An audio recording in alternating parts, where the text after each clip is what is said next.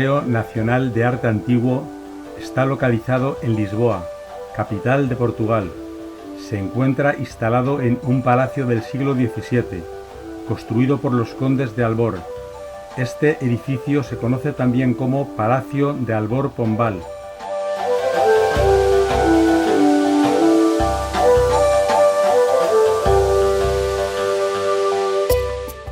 En 1770 el marqués de Pombal lo compró, fijando la residencia familiar en él durante más de un siglo.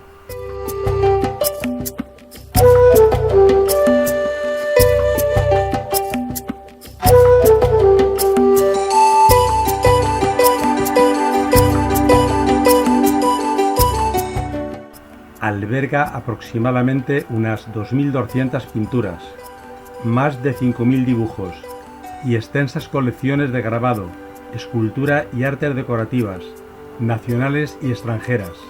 Cuenta también con valiosas piezas de orfebrería rococó y testimonios del pasado colonial de Portugal. En el piso primero se exponen las colecciones de pintura de las escuelas europeas de los siglos XIV al XIX, artes decorativas y los núcleos de dibujo y grabados. El museo se inauguró en 1884. Es también conocido como el Museo das Janelas Verdes, Museo de las Ventanas Verdes, por el color de las ventanas. En 1940 fue construido un anexo que incluye la actual fachada principal. Este anexo ocupa el lugar en el que se situaba el convento carmelita de Santo Alberto, que fue destruido por el terremoto de 1755. La única parte que se mantuvo en pie fue la capilla, actualmente integrada en el conjunto.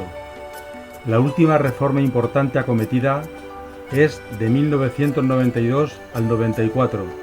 Mejoró el gabinete de conservación de dibujos y grabados, así como los espacios de atención al público, modernizándose totalmente el sistema de aire acondicionado.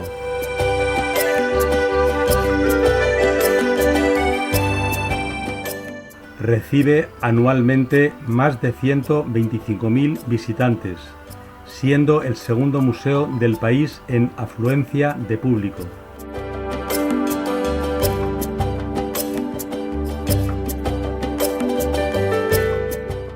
Con todo ello, y sumando artes decorativas, tal como muebles, orfebrería, cerámica, vidrio, etc., ilustra la historia de Portugal y su pasado colonial y mercantil, al igual que la evolución de los principales estilos europeos.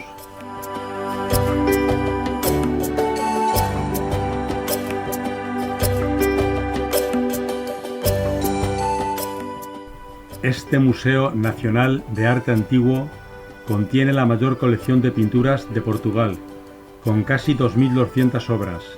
Hay una amplia presencia del arte nacional, mal conocido fuera del país, así como ejemplos sobresalientes de viejos maestros europeos, aunque superado en este segundo campo por el Museo Calouste Gulbenkian de Lisboa.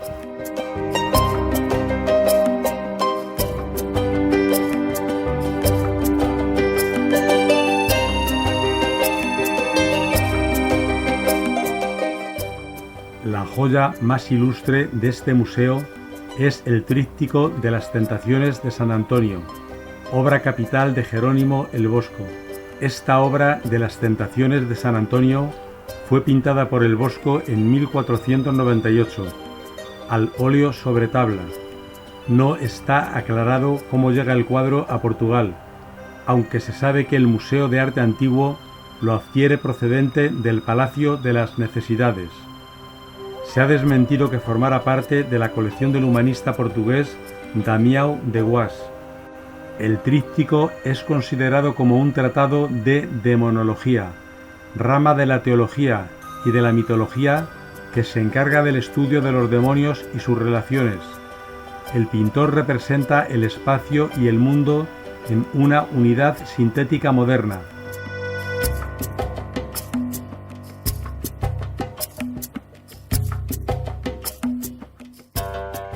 Las colecciones de este museo son vastas y muy diversas, incluyendo pintura.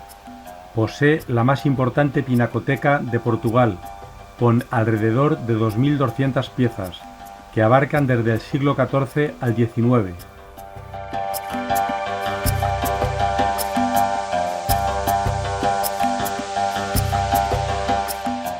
Solamente se hallan expuestas el 10% de las 2.500 piezas de escultura que posee. Hay también 5.500 dibujos y aproximadamente 16.000 grabados, orfebrería, mobiliario, joyería y textiles. El patrimonio del museo alcanza las 44.000 piezas. Solamente se exponen unas 5.000, por cuestiones de espacio y conservación. Las colecciones provienen mayoritariamente de los tesoros artísticos confiscados a los monasterios a partir de 1834 y posteriormente de los bienes de la realeza, después de la Revolución de 1910. El patrimonio se enriqueció también con donaciones particulares, adquisiciones de colecciones privadas y provenientes del mercado de objetos de arte.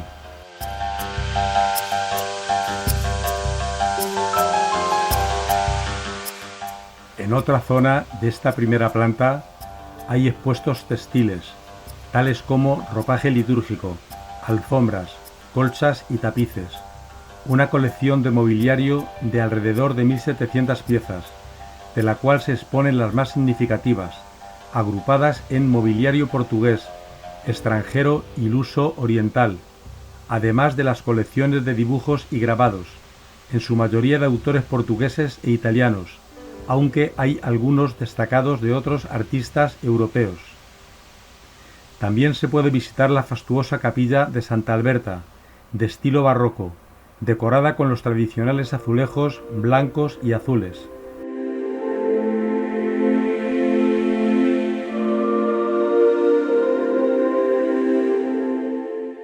El segundo piso está reservado a las artes orientales, las cerámicas y las colecciones de joyas y orfebrería. Las artes orientales evidencian la influencia recíproca entre Portugal y sus colonias. Entre las piezas más destacadas figuran unos biombos japoneses de Nanban, donde se representan comerciantes portugueses en Japón, a los que ellos llamaban Nanban-jin, los bárbaros del sur.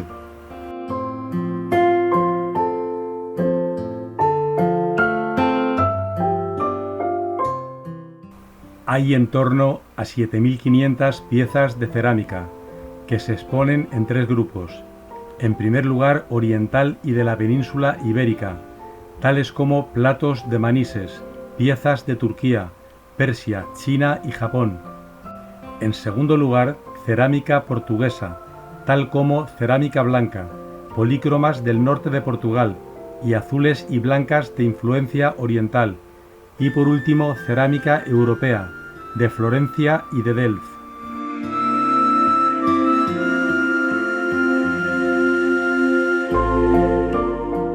La colección de joyas reúne unas 1.100 piezas, entre las que se expone un antiguo anillo que data del siglo XIII.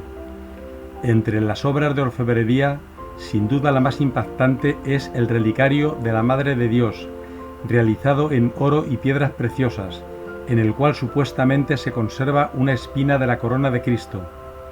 También impacta bastante la colección de vajilla de plata, hecha en París para el rey José I, con más de 1.200 piezas.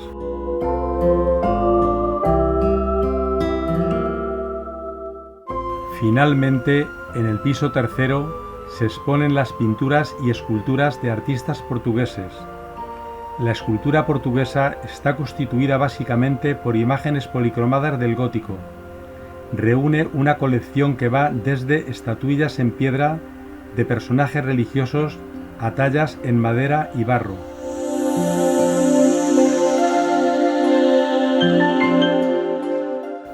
En la planta baja funciona una biblioteca y otros servicios, tales como tienda y restaurante.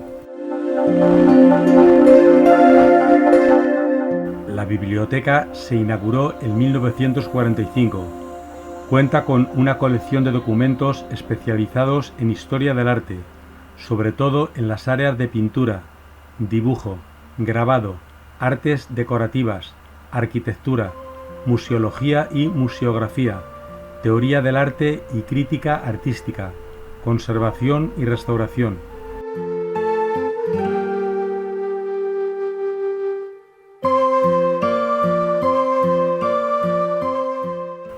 En la tercera planta se exponen las pinturas y esculturas de artistas portugueses. La pintura portuguesa es esencialmente de temática religiosa. Provino de conventos y monasterios.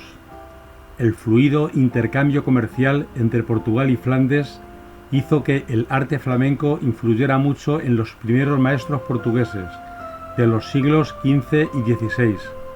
Destaca de entre todos la adoración de San Vicente, un políptico de 6 paneles, atribuido a Nuño Gonçalves, considerado obra maestra del siglo XV portugués.